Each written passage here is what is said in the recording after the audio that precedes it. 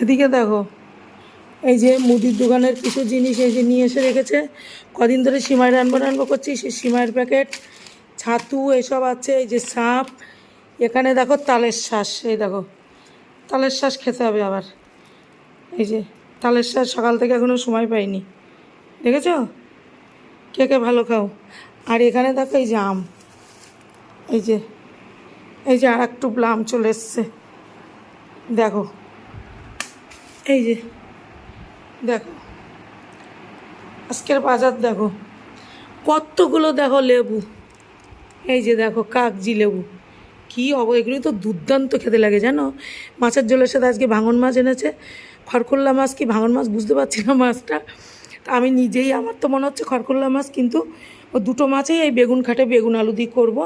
কাঁচা কুমড়ো আছে, আর এখানে পেঁপে, এই যে চিচিঙ্গা, কলা এনেছে, এই দেখো লিচু।